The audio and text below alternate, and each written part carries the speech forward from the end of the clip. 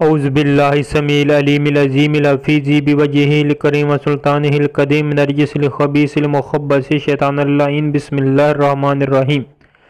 تمام نبیوں کے سردار حضرت محمد صلی اللہ علیہ وآلہ وسلم اور تمام مذہب کے سردار دین اسلام کے پیروکاروں، السلام علیکم، آپ پر برکتیں اور رحمتیں ہوں۔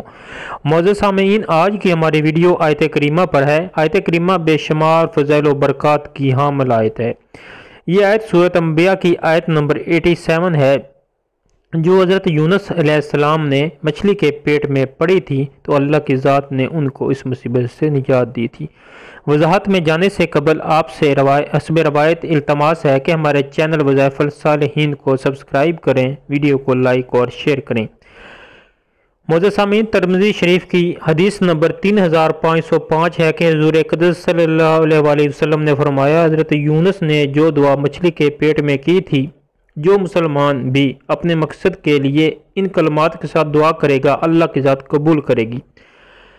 ترمذی شریف کی ایک اور روایت ہے جس کو حضرت سعد رضی اللہ تعالیٰ عنہ نے نقل کیا ہے کہ حضور اقدس صلی اللہ علیہ وآلہ وسلم نے فرمایا، ذوالنون یعنی حضرت یونس علیہ السلام نے مچھلی کے پیٹ میں یہ کلمات ادا کیے، لا الہ الا انت سبحانک انی کنت من الظالمین، تیرے سوا کوئی معبود نہیں، تو پاک ہے، بے شک میں ہی ظالموں میں سے ہوں۔ جو مسلمان ان کلمات کے ساتھ کسی مقصد کے لیے دعا کرتا ہے، اللہ کی ذات قبول فرماتی ہے۔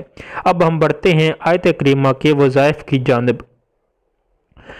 معزز سامعین، آیت کریمہ کے وظائف کے حوالے سے آیت کریمہ کی کوئی خاص تعداد مقرر نہیں کی گئی کہ اتنا پڑھنا لازم، واجب یا مستحب ہے، اس کے لیے کوئی روایت نہیں ہے۔ کم از کم آپ 111 بار پڑھ سکتے ہیں، اور اگر کسی مسئلے کا حل درکار ہو تو 313 بار روزانہ پڑھنا بزرگوں سے ثابت ہے۔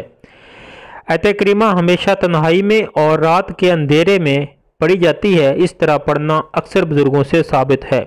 اگر کوئی بندہ آیت کریمہ کا لمبا وظیفہ کرنا چاہے یا کسی بڑی مصیبت یا حاجت کا حل درکار ہو تو آیت کریمہ کو 70,000 بار یا پھر 1,25,000 بار پڑھ سکتا ہے۔ 1.25 بار آیت کریمہ پڑھنا بزرگوں سے ثابت ہے۔ انہوں نے پڑھی اور فضائل میں لکھا ہے کہ 1.25 بار پڑھنے سے بڑی مشکل حل ہو جاتی ہے۔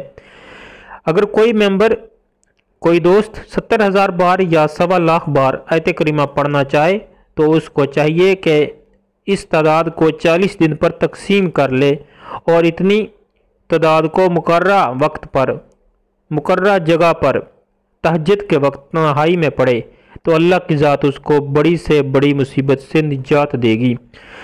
بعض اولیاء کرام نے آیت کریمہ کو اسم اعظم کا درجہ دیا ہے کہ یہ دعا اسم اعظم کا درجہ رکھتی ہے۔ جیسا کہ آپ کو معلوم ہے، اسم اعظم ایسی چیز ہے کہ کائنات کی ہر چیز اس کے تصرف میں ہے۔ اسم اعظم کے وسیلے سے کی گئی ہر دعا قبول ہوتی ہے۔ ایسی کوئی دعا نہیں جو اسم اعظم کے وسیلے سے کی ہو اور وہ رد گئی ہو۔ ہماری طرف سے سب ممبران کو اجازت عام ہے۔ ہم آپ کے لیے ہمیشہ دعا گو رہیں گے اور آپ کی کامیابی کے لیے کوشاں رہیں گے۔ ہمارے چینل وظائف الصالحین کو سبسکرائب کریں، ویڈیو کو لائک اور شیئر کریں۔ ہم آپ کے لیے اس طرح کی معلوماتی ویڈیو پیش کرتے رہیں گے۔